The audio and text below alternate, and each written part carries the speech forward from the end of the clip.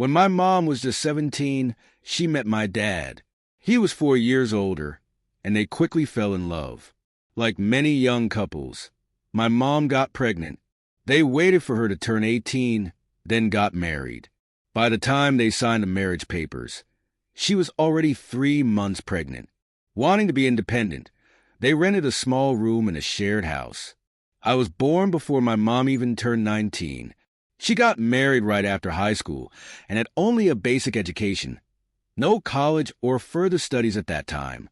My dad, however, had already completed a technical college and was working as a shift supervisor at a small manufacturing plant.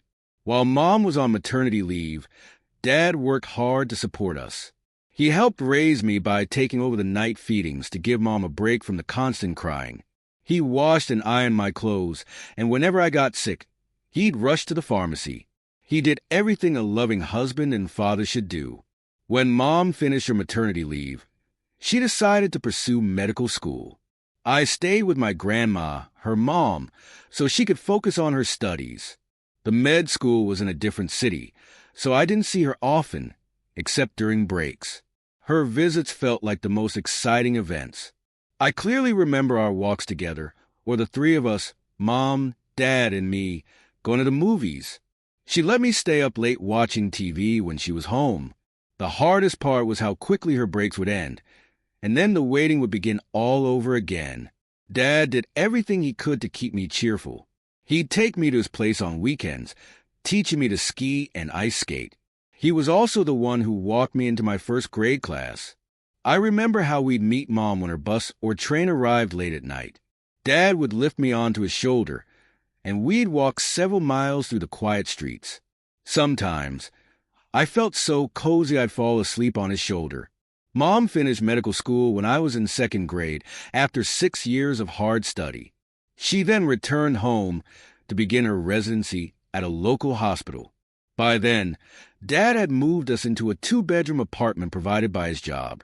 Finally, we could live together as a family under one roof. Growing up, my mom was a stunning beauty, slender, with light brown hair and piercing blue eyes. It was no wonder my dad was captivated by her from the moment they met. Even as she got older, her looks only seemed to improve. People often mistook her for a much younger woman, and when we walked down the street together, some assumed we were a couple rather than mother and son. After high school, I enrolled in an aviation program. By 23, I had become a pilot. I was fortunate to quickly be assigned to a position in South Africa, flying a regional jet on charter flights around Africa. Sometimes, we even flew to Paris, London, or Warsaw.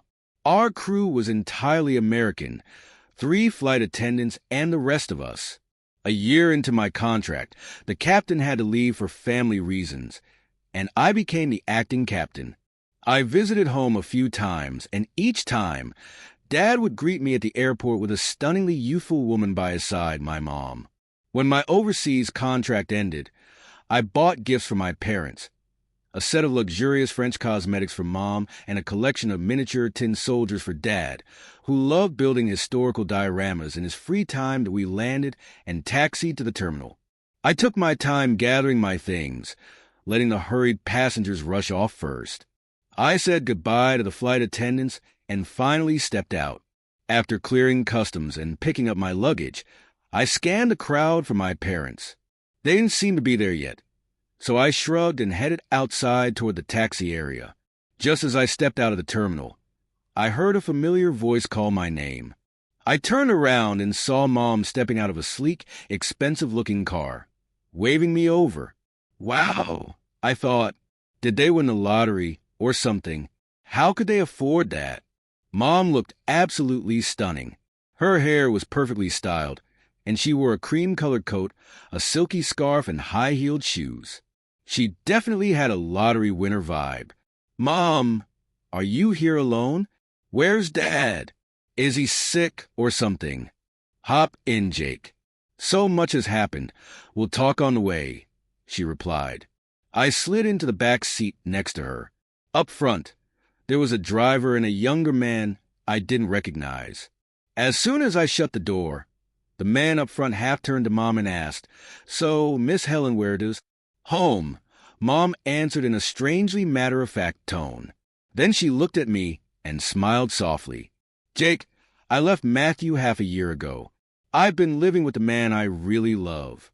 I didn't want to worry you while you were away working." She paused, and my mind raced. My new husband's name is Charles. He's my first and only true love. Life separated us once, but 2 years ago, we reconnected and couldn't bear to part again. Her cheeks flushed, and her eyes sparkled.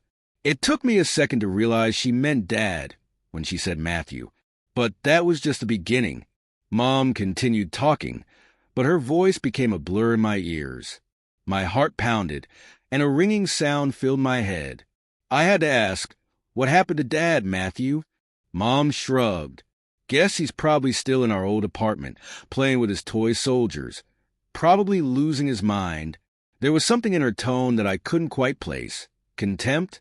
"So, where are we going now?" I asked, trying to focus. "Home, honey. We live in a gated community outside the city. It's a 3-story house. Charles Dawson, your real father, runs a big business. We've set up a bedroom for you on the 2nd floor. You'll see for yourself soon enough." She smiled and gave me a quick peck on the cheek, leaving a faint lipstick mark.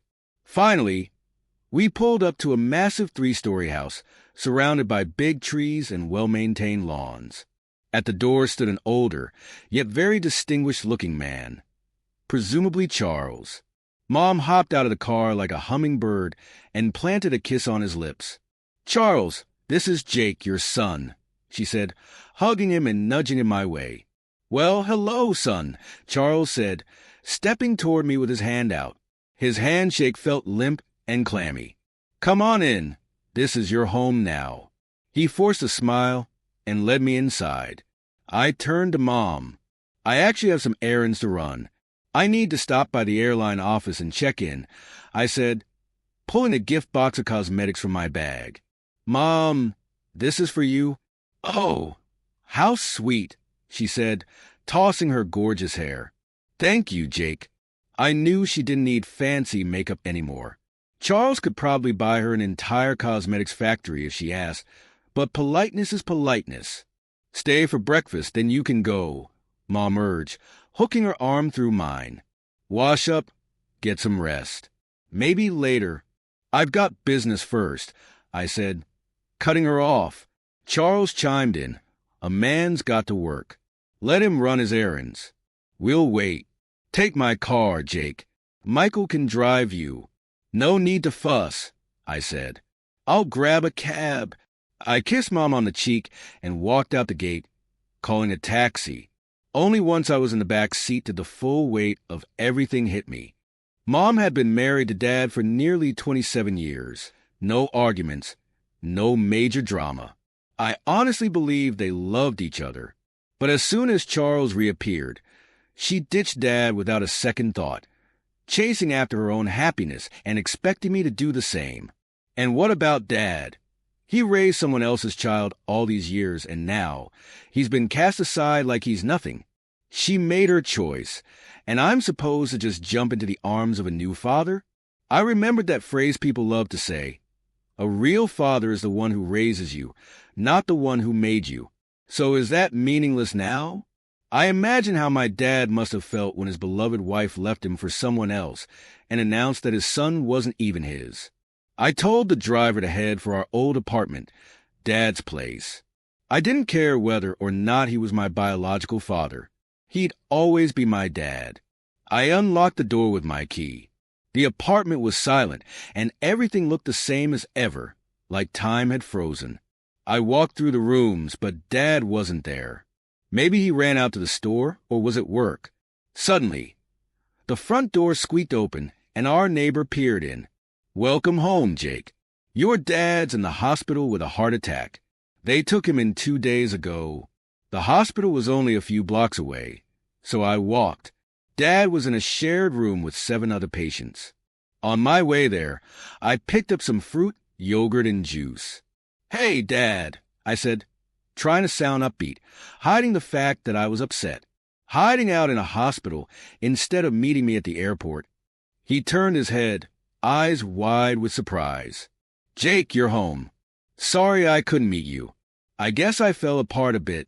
"Ah, don't sweat it, Dad. I'm here for a good long while now.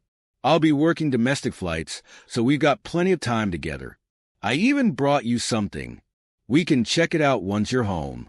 Any idea when they plan on discharging you?" "Not sure, Jake," he said, his voice raspy. "They're saying a couple more weeks minimum." Dad tried to grin but coughed. I noticed he kept calling me Jake instead of son, like he usually did. "Yeah, thanks, Dad. You've got to get better soon. Once you're out, we'll finally find that little house in the country. Remember, you always wanted it." He stayed quiet, avoiding my gaze. I chatted with him a bit more about random topics, then said goodbye and went looking for his doctor. The doctor assured me it was just stress, and that with the right care, Dad would be okay. Walking out of the hospital, I had an idea. My old classmate Ethan worked at a local forensic lab. I called him up and arranged to meet. Meanwhile, Mom tried calling me again, but I declined. This was more urgent. "Ethan, I want a paternity test," I told him. "Though I guess I already know the outcome," I added sarcastically. I gave him a quick rundown of the situation. "But here's the twist. I want official proof that my dad is actually my dad." "Jake, that's messing with official documents," Ethan said, fiddling with a box of matches. "Don't worry. This is just for my dad's sake. Please, man, help me out." Ethan got up from his chair. "All right, here's the deal. Bring me both your dad's DNA sample, hair would be best, and we'll get your own sample in the lab. Come by today at 4 p.m. We'll fast-track the results. You'll have them by tomorrow night. Since we go way back," he paused, "I'll give you 2 reports. One that's the real result and one that's fake if you want it. Then, you do what you've got to do." I stepped out of the lab and saw that Mom was calling me again. I picked up briefly to let her know I'd be staying at Dad's old place. I had too many errands to handle today. The next day, at the appointed time, I was back at Ethan's. There was only one piece of paper on his desk, stamped with an official seal. "So, is something off?" I asked anxiously. "Actually, everything's perfect," Ethan replied, handing it over. It says, "Matthew W. Robbins is the biological father of Jake M. Robbins, with 99% probability." My knees almost buckled. What does that even mean? "It means your dad is your dad, no doubt about it," Ethan said with a grin. "Take this result and go set things right." Within half an hour, I was back at Dad's hospital bedside. "Dad," I began. "Why do you keep calling me Jake instead of son? Has something changed between us? Do you love me any less?" "Did Mom? Well, did she tell you something?" "She told me everything about her new husband, about how you're supposedly not mine." I let out a snort. "Can you read this without your glasses?" I handed him the lab report. He studied it, hands trembling, then turned to me with a single tear rolling down his cheek. "So," I said with a smile, "are we buying that little country house, or what?" I moved in with Dad after that. I never bothered explaining much to Mom or blaming her. I saw no point. At first, she tried talking me into moving in with her and her new husband, but she eventually gave up.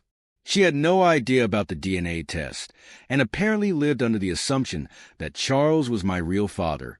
Time passed, and I eventually got married to a wonderful woman, a flight attendant I'd worked with. A year later, we had a baby boy, and we named him Matthew after my dad. During that whole time, I barely spoke to Mom and absolutely refused to let her show up at our place. Dad never remarried, despite my attempts to introduce him to a few nice women over the years. Eventually, Dad passed away. I buried him next to his own parents, just as he had asked. About a year later, Mom's husband Charles also died. Mom stayed in her big suburban house, not working, leaving the day-to-day management of her late husband's company to a hired manager. One day, at my wife's urging, I decided to visit Mom with my family. She greeted us at the door, a well-dressed, beautiful woman, giving my wife and me quick kisses on the cheek. Then she froze in place, going pale as a ghost. That's when she spotted my son, little Matthew. It was as if she was staring at her first husband, come back to life in a younger form. She realized everything in that moment. "Oh God," she whispered, "what have I done?" And that's remember to hit that subscribe button and tap the notification bell so you don't miss any new stories.